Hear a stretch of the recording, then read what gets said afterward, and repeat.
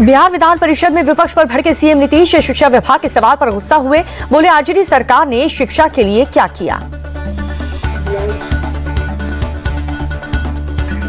CM Nitish बोले RJD ने शिक्षा और महिलाओं के लिए अब तक क्या किया। शिक्षा और महिलाओं के लिए सभी काम हमने किए। बिहार में नीतीश कुमार एनडीए के सीएम फेस होंगे। नीतीश के नाम पर बीजेपी और जेडीयू में सहमति बन चुकी है। बिहार के डिप्टी सीएम सम्राट चौधरी का बयान। बोले कि बिहार की जनता की पसंद सिर्फ नीतीश कुमार है। नीतीश ने 20 साल तक बिहार को सींचने का काम किया है। सीएम नीतीश को लेकर के तेजस्वी यादव के बयान पर बोले केंद्रीय मंत्री जीतन राम मांझी तेजस्वी नीतीश को बूढ़ा कह रहे हैं, लेकिन उनसे बूढ़े तो तेजस्वी हैं। केंद्रीय मंत्री जीतन राम मांझी ने साधा तेजस्वी यादव पर निशाना। कहा कि तेजस्वी यादव में कोई भी क्षमता नहीं है। महागठबंधन सिर्फ सत्ता हथियाना चाहते हैं। तेजस्वी यादव के बयान पर बोले बीजेपी सांसद मनोज तिवारी अगर वो बूढ़े का अपमान करेंगे तो वो सबसे पहले अपने पिता का अपमान कर रहे हैं। तेजस्वी यादव पर सम्राट चौधरी का अटैक। बोले कि तेजस्वी यादव जिंदगी भर क्रिकेट खेलते रहे हैं। पूरा क्रिकेट करियर में उन्होंने सिर्फ 37 रन बनाए। क्रिकेट खेलने से ज्यादा उन्होंने पानी पिलाया है। लालू यादव पर सम्राट चौधरी का बड़ा हमला। बोले कि उनके राज में सिर्फ नाच हुआ है। लालू के राज में विकास का कोई काम नहीं हुआ। नीतीश कुमार को लेकर के प्रशांत किशोर का बड़ा बयान। बोले कि किसी भी हालत में नीतीश कुमार अगले सीएम नहीं बनेंगे। चुनाव जीतने के बाद बीजेपी उन्हें सीएम नहीं बनाएगी।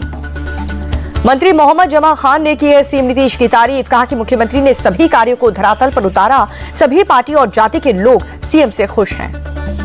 बिहार चुनाव को लेकर के एक्शन मोड में है राहुल गांधी। 12 मार्च को बिहार कांग्रेस के नेताओं की बैठक बुलाई।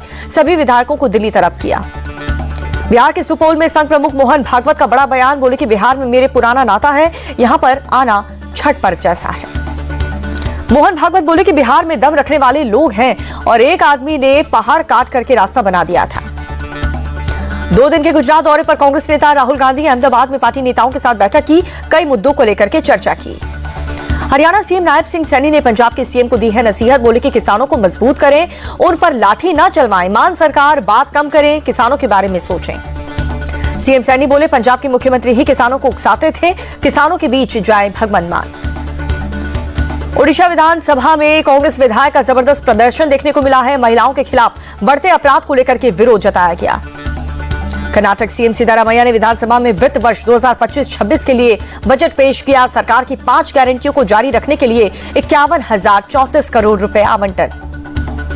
दिल्ली में विकसित भारत 2047 के लिए महिला शक्ति कार्यक्रम का आयोजन हुआ। मुख्यमंत्री रेखा गुप्ता ने कार्यक्रम में शिरकत की।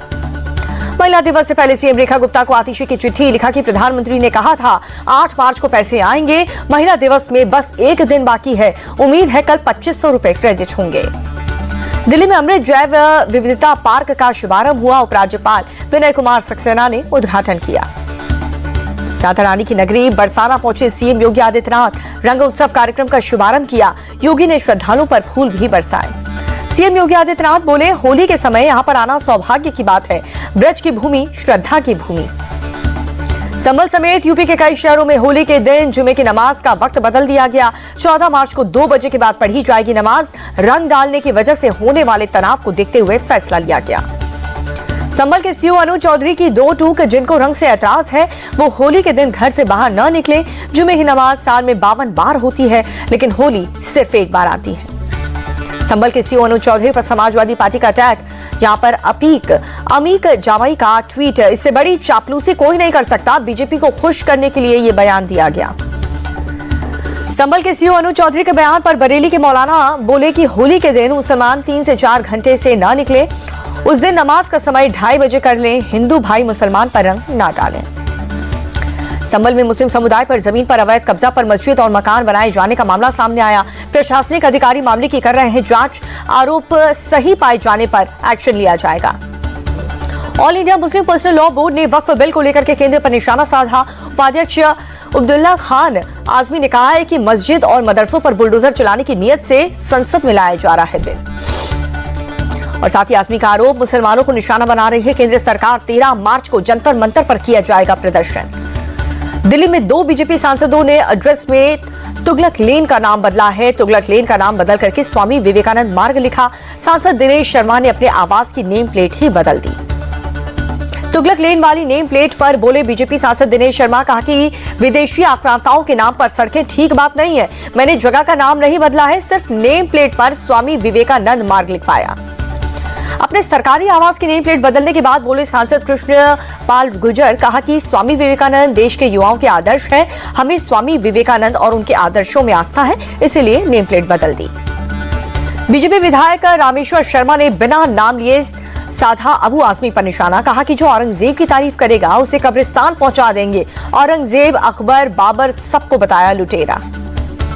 उद्धव ठाकरे के करीबी अनिल परब ने खुद की तुलना संभाजी महाराज से की है। बीजेपी विधायकों ने किया है प्रदर्शन, जहां पर निलंबन की मांग की गई। अखिलेश यादव ने फिर से साधा योगी सरकार पर निशाना। ट्वीट में लिखा कि कोई करोड़ों की कमाई की कहानी सुना रहा है संसार में, और इधर कोई सिक्के ढूंढता रहा गया गंदगी के अंबार में। भारत रत्न पंडित गोविंद वल्लभ पंत की पुण्यतिथि आज। लखनऊ में डिप्टी सीएम केशव प्रसाद मौर्य और ब्रिजेश पाठक ने श्रद्धांजलि दी। पंडित गोविंद वल्लभ पंत की पुण्यतिथि पर सीएम योगी आदित्यनाथ ने श्रद्धांजलि दी। सीएम योगी आदित्यनाथ के साथ कई स्थानीय नेताओं ने भी नमन किया। गोरखपुर में गोरखनाथ मंदिर में सीएम योगी आदित्यनाथ ने लगाया जनता दरबार। एक एक करके लोगों की समस्याएं भी सुनी।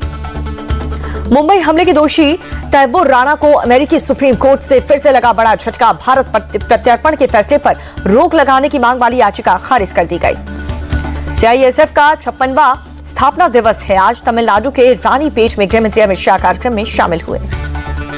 बेंगलुरु में विश्वेश्वर तीर्थ मेमोरियल अस्पताल के उद्घाटन समारोह में बोले केंद्रीय गृह मंत्री अमित शाह। कहा कि मुझे गर्व है कि कर्नाटक के निचले तबके के लोगों को मुफ्त में इलाज मिलेगा।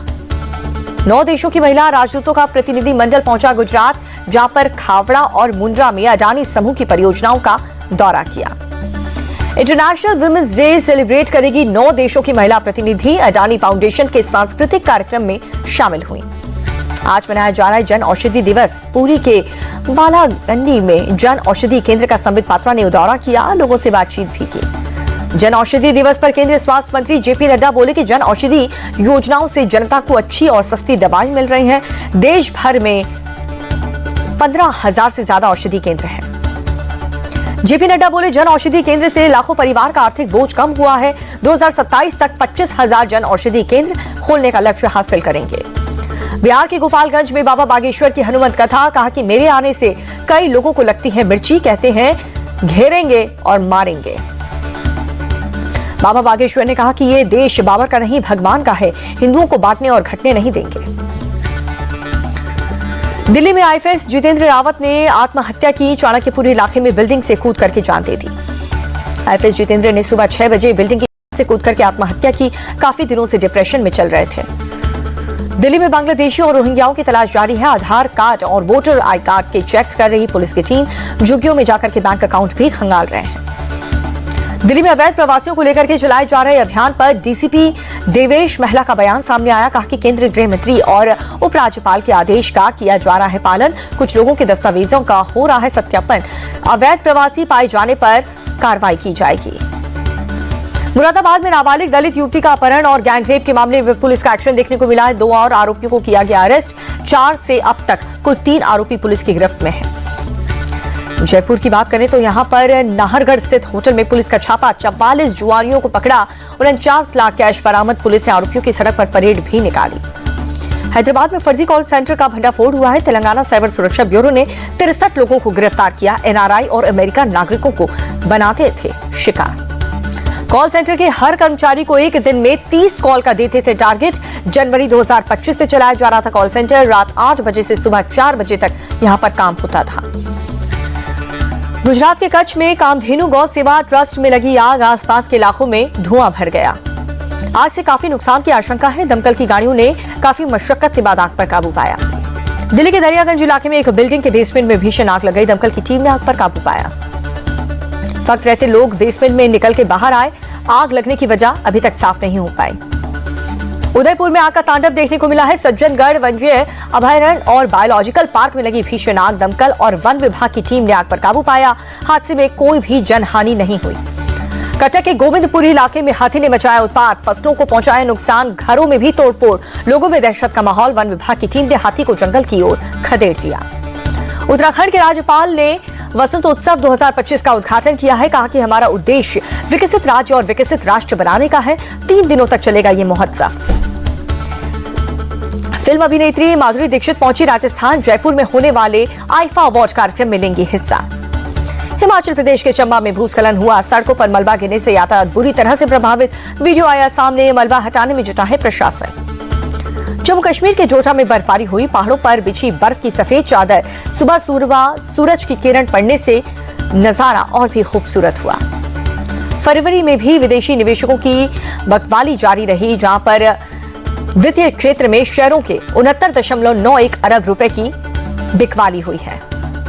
सार्वजनिक क्षेत्र में लौह अयस्क खनन कंपनी NMDC ने नए चेयरमैन और प्रबंधन निदेशक बने अमिताभ मुखर्जी अब तक कंपनी के CMD का अतिरिक्त प्रभार संभाल रहे थे। मुखर्जी FMCG कंपनी ब्रिटानिया के CEO और एग्जीक्यूटिव डायरेक्टर रंजीत कोहली का इस्तीफा। सितंबर 2022 में बने थे कंपनी के CEO।